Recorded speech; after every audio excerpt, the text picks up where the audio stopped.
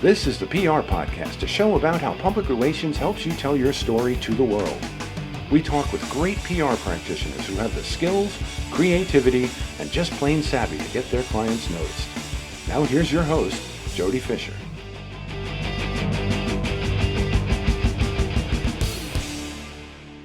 Hey everyone, and welcome to the PR Podcast. I'm Jody Fisher. Thanks for joining us. Well, make sure you send us your PR Podcast plug. In fact, make that your New Year's resolution. I am not one for New Year's resolutions, but if you haven't sent us a PR Podcast plug, you need to send it in.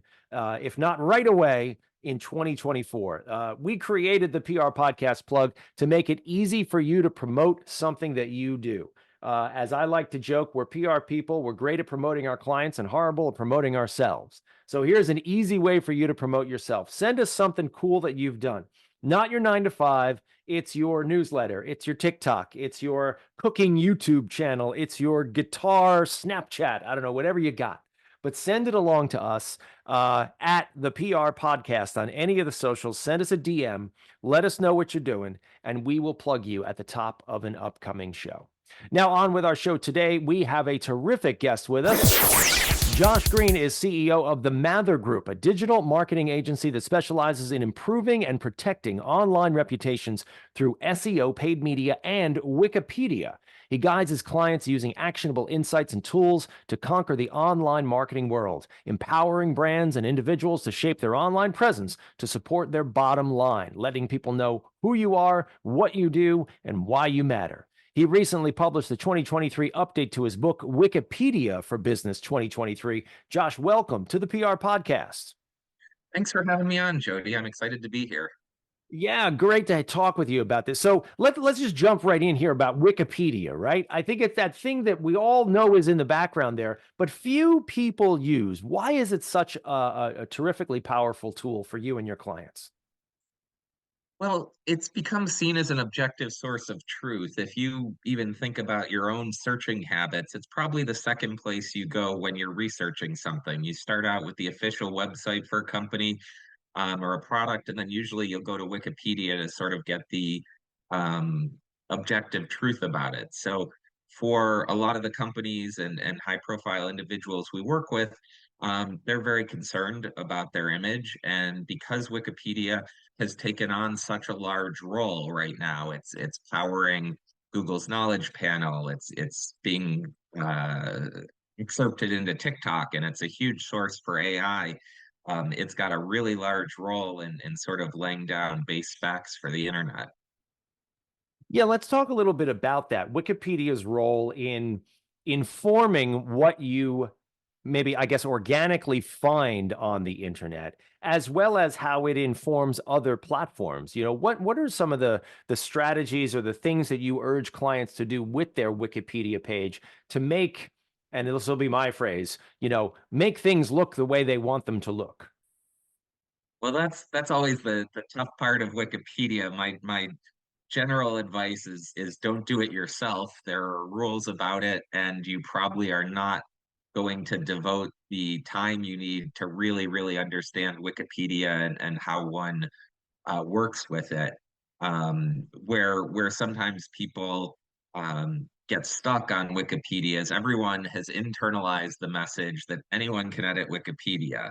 So they feel as though they should be able to get Wikipedia to say what they want to say, which is a very different thing. The rules of Wikipedia are such that if you just hop on and start editing, it's going to feel very quickly like it's the encyclopedia anyone but me can edit, because there's so many rules on what you're able to do or what you should be doing on it. So from a corporate standpoint, usually what most corporations really want is to have sort of the promise of Wikipedia fulfilled, like a neutral page that sort of lays out the facts about them.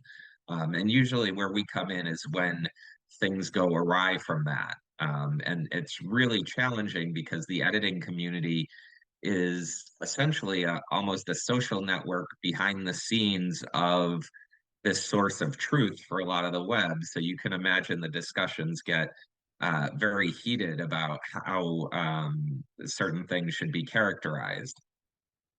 Yeah, it's a great point you bring up. Not anybody, aside from the technical ability to edit a page, not anyone can edit a page. There are checks and balances, right? Can you get into that? Yeah, there are. One of the nice things about Wikipedia is its transparency. So you can see every edit that's ever been made to a page, the user who's done that, what their history has been. So it's relatively straightforward to people to see if you've just given yourself the name IBM Josh and done nothing but edit the IBM page with positive things, they're probably going to assume you have a little bit of a bias and revert most of those edits. So it sort of starts out at that very simple level. There's a whole system on what's called the talk page. Every Wikipedia page in the top left has a tab that says talk. That's where you're supposed to discuss big discussions about redoing a page, or if you're a corporation making requests for changes. So a lot of times you'll see big changes to pages play out there versus if someone's cleaning up some grammar or some punctuation or maybe a date, then they usually just go right in and edit it if they're an experienced editor. Are there certain things that you urge clients to make sure are covered on their Wikipedia page? I mean, is there like a top three things that you got to have on your page aside from factual accuracy? Yeah, I was going to say up-to-date information is probably the first thing, just in that info box on the right side. Especially if you're a publicly traded company, there's no reason to have information from 2 or 3 years ago. Um, the second thing is those first few sentences of your Wikipedia page are the part that gets syndicated everywhere. So there's a huge difference between, Microsoft is a software company in Seattle, Washington that was founded in 1976. And Microsoft creates some of the most dynamic programs to run the internet today. Whatever those first few sentences are really going to define your brand in a lot of places. And then the third thing would be addressing any controversy that's on your page. It's an unfortunate fact of life that people who lean towards posting negative content are probably likelier to have the skill set to post it on Wikipedia than someone in a PR department who's juggling 15 different projects at the same time. So that's the other thing we advise people to keep a close eye on is there controversy on your page, and is it fair or is it very biased? Obviously, things happen, controversies arise, but what you want to avoid is where they, sort of continue sprawling and sprawling and sprawling till they eclipse whatever the company actually does. And it's also important to point out that Wikipedia requires citations and factual proof of any kind of a claim that you might be making, right? You can't just go on and say, we're the best at the blah, blah, blah. Correct. Or if you do, it'll last about half a second before a bot will just automatically delete it for you. So it is one of those things when you see a famous celebrity hoax about the person dying. Usually, someone's changed Wikipedia, taken a screenshot, it gets changed back, but then that screenshot starts popping up places.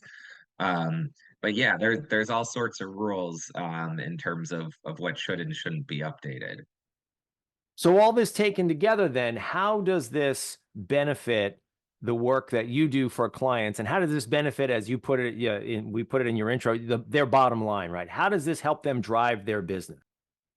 Yeah, a large part of what we're doing is actually education in terms of what you can and can't do with Wikipedia and what your expectations should be. It's not unusual for, and I know this is going to surprise anyone in PR, someone in the C-suite to offer a directive without much in the way of understanding what's going on underneath it. I'm sure it's never happened to you, Jody, but um, the so a lot of what we do is sort of that education piece of explaining it to a company what they can and can't do, and then sort of figuring out how to get there. The bottom line piece of it is a lot of companies have a pretty robust PR organization, brand organization, just to get factual information out there. And Wikipedia can really influence whether it's your accurate information that's getting out there or whether everyone's convinced that you're tearing down the Amazon rainforest, even though you're a bank in Schenectady or something. There's a juxtaposition for you, right? So all this is outlined in your book, Wikipedia for Business 2023. What are some of the other things you go through? Yeah. So that's sort of the starting point is what is Wikipedia meant to be so you can understand what your page would look like in a very neutral world where Wikipedia was sort of living up to its promise. And then a lot of what we cover is the mechanics of how different pieces of Wikipedia work. Surprisingly, images have lots of copyright issues. So you'll see a lot of selfie looking pictures of very famous people. And that's because there are photographer rights with professional photos, even if you paid the photographer that interfere with them being posted on Wikipedia. So there's a lot of different pieces to it. The other thing that everyone always has questions about is how do you set up a brand new page? Because one of the challenges, if you want a new page, is you have to meet Wikipedia's hurdle for notability. And unfortunately, Wikipedia uses the word notable differently than almost anyone will use it in conversation, where you really need to have a lot of third-party press coverage where it's covering you, but you're not being interviewed in it, which if you're in PR, you're sort of like, but isn't that the point of the press? Yes, but Wikipedia doesn't consider you a good source about yourself. It has to be a third party. So you can see where you're trying to thread a very fine needle. Like I've certainly been interviewed plenty of times, but have people written articles about me and then not bothered to contact me? You can see it probably gets to a certain level of fame before that's even happening, right? There probably been a lot of articles about Taylor Swift where no one's talked to her. But if I was interviewing the head of a B2B company, my natural instinct would be, of course, I'd talk to them. They'd want to talk to me for a story, which is great. Great press, not a great article for Wikipedia. Always a fun conversation to tell someone that they're not notable in the eyes of Wikipedia. Makes a lot of us wish they had picked a different phrase. Like you have to be super duper famous with articles that you're not in that are about you would be like a better phrase. Because if you tell a CEO they're not notable, that usually isn't a particularly fun conversation to have. Uh, and it's usually that moment where they look across the table and they say, "Well, that's why I hired you." Yes, and then Right. you turn to the PR person and say, perhaps we should do some more stories. There you go. There you go.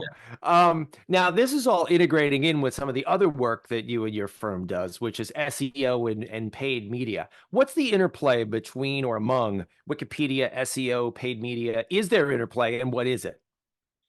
There's a huge amount of interplay between search engine optimization, SEO, and Wikipedia because Wikipedia takes up so much space in the Google search results. So a lot of what we're doing is really focusing on what happens when someone searches on you. Essentially, that's your business card today. If someone searches on Jody Fisher, what do they find?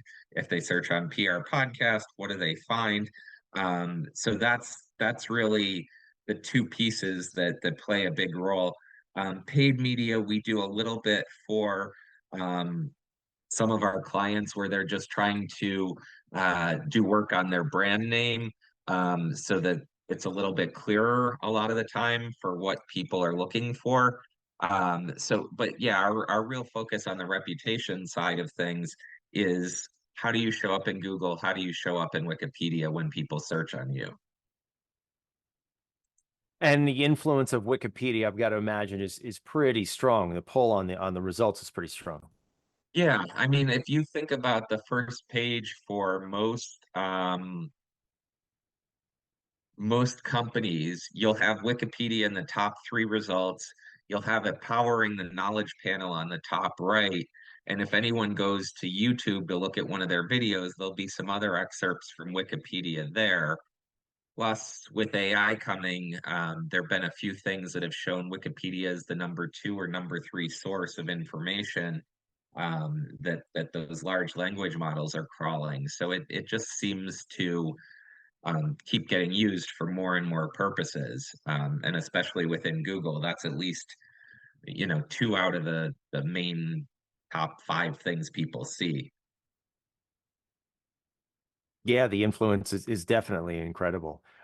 Does it work in reverse? I mean, we talked about Wikipedia informing search.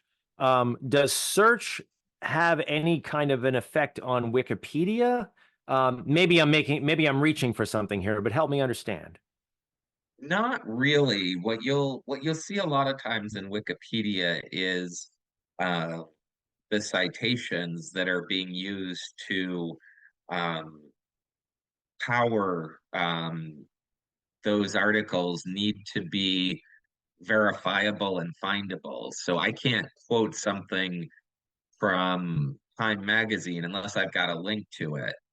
So oftentimes you'll see it's very clear that a lot of research that's gone into a page is coming right off of search engines. There's not like a direct link where it's flowing into, but you do see behind the scenes there's a lot of influence going on.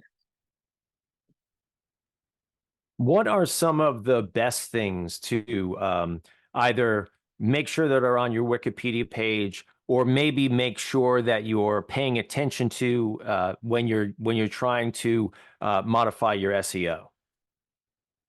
The one thing that seems to be fairly common when I talk to businesses is they're pretty good at the information that's on their website.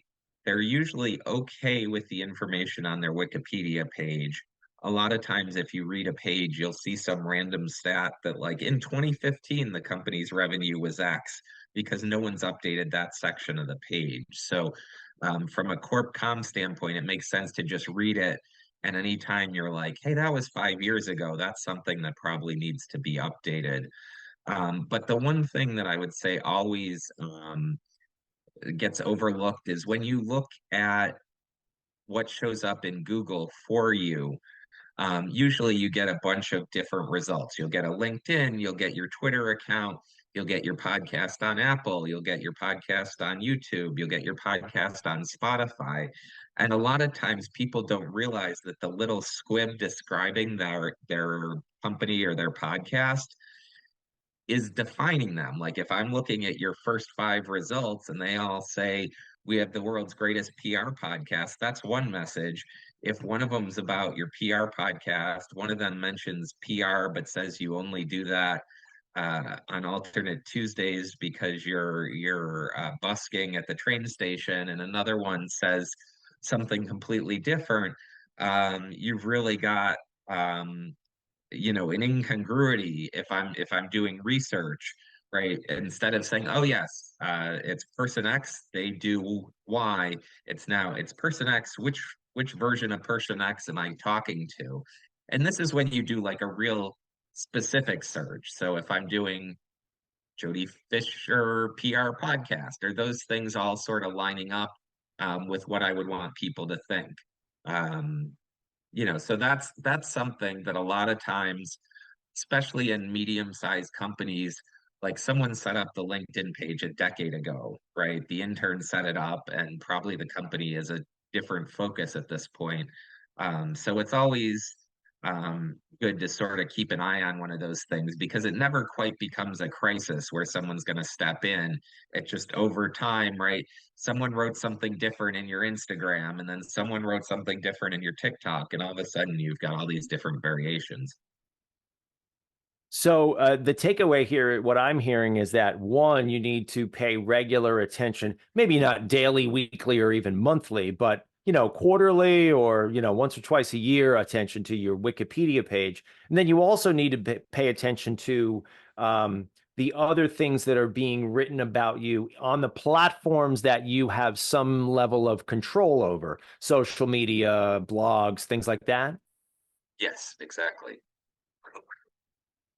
That's great. That is something I think probably few people really, I think, really think about. I mean, social media probably to most people seems a bit fleeting, like, hey, it's social media, it's the post of the day or whatever. Um, and certainly Wikipedia, probably people are not even thinking about it. Do some people have Wikipedia pages that are started, and I'm not talking about a celebrity or, like IBM or something like that, but do people or companies have Wikipedia pages that are started about them without their knowledge, or can that not happen? Oh yeah, no, oftentimes it does. For good or for bad, right? Sometimes companies would love to have a page and then one sort of spontaneously appears.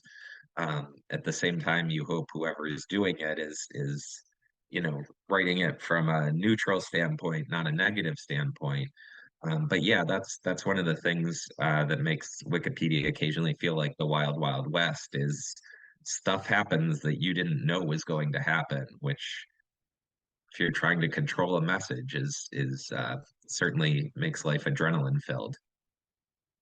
Do you think that, especially like in moments of crisis or moments of great change, let's put it that way, that Wikipedia needs to be the Wikipedia page needs to be something in the list of boxes that you check when you're going down the list of making sure that you're messaging to people. I mean, let's say you have a big announcement. I don't know, it's anything as bland as your quarterly report, or it's something like an acquisition maybe, or some kind of a big news announcement. Should you stop for a moment and also update the Wikipedia? It's worth keeping an eye on the Wikipedia page. If it trails along by a few days or a week, that's fine. Wikipedia is meant to be an encyclopedia, but I will say most of our leads come from people who are operating in a crisis type of situation. It may not be right that day, but um, it's a whole lot easier if you pay attention to it ahead of time than if you do it when you're in sort of total reactive mode, like many crisis things are. Yeah, and I'm sure if you're fending off, reporter calls and investor calls or whatever it is in the middle of a crisis, the last thing you're thinking about is your Wikipedia page. But to your point, you should get around to updating it, paying attention. Yeah. Who's the person who's best equipped to curate the Wikipedia page, internally or externally? I mean, it's usually someone in comms. All companies tend to be slightly different. Usually there's someone in comms, someone in PR who either has some experience with it or has an agency that has some experience with it. Um, it's in general just one of those things you want to find out ahead of time. If you ever sort of scenario planning, that's a good thing to find out before you have to find it out.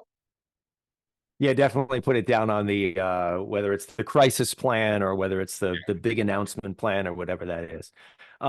Is there one big takeaway? I don't want to put you on the spot, but is there a big takeaway from your book that you can pass along? Is there something, or maybe something that you can dangle out there that people will find out if they pick up your book and check it out, Wikipedia for Business 2023? Yeah, I mean, I think the biggest thing is actually just paying attention to it will get you um, more prepared for whatever's ahead. Like you don't necessarily have to spend hours and hours and hours becoming a Wikipedia guru, but if you pay attention to it, you'll get a feel for how it works and when or when not you might need to react to something. So that would be my general advice to most people is you don't need to be the one editing it, but being aware of what's happening is really important. Good advice. And it's something that we haven't talked about a lot here on the show. So I'm glad we got a chance to discuss it here with you today, Josh. We are going to segue now and end up our conversation and segue into the rapid fire question portion of our podcast. This is where we steal a page from inside the actor's studio, ask our guests a series of rapid fire questions meant to elicit a simple answer, maybe a laugh or two with your indulgence. Josh Greene, rapid fire question number one. What is your favorite news source? Right now, I would say Random. I just really like the constant stream of news coming down the page at you, and you can sort of judge by how much something is covered, how much you should pay attention to it. I have not heard of that before. Spell that Memio Random, MEMO. M-E, well, hang on, let me type it in. Let's look it up. Yeah, because we want to M-E, pass it along. We're talking about Wikipedia. We M, want to be factually accurate. right. Memorandium, and I'll put it in the chat, or we don't, here we go. Yes, We'll put it in post the it in the chat. show notes of the show for sure. There we go. Memorandy. So it's like memorandum, but with an E in there. We got it. All right, we'll look it up for sure. Let's get back to our questions here. Rapid fire question number 2. What is your favorite social media platform? Oh, I'm embarrassed, but it's still Twitter or X. The train wreck aspect of it is nice escapism. It's, I find that uh, it is what you make it. Let's put it that way. I'm not saying that there isn't a lot of horribleness that's going on out there, and certainly things that its current owner needs to fix. But I also tend to gravitate to more positive messages, and I've done my best to curate out who I'm hearing Yeah. from, which may be creating a bit of a silo, and maybe that's not the point of social media, but nevertheless, I just find that if we stay on here, I'm all for big advertisers leaving if that's what they feel they need to do, and I support them in that. But little old me isn't going to fix it. What I can do, I feel like what I can do is just try to spread positivity on there.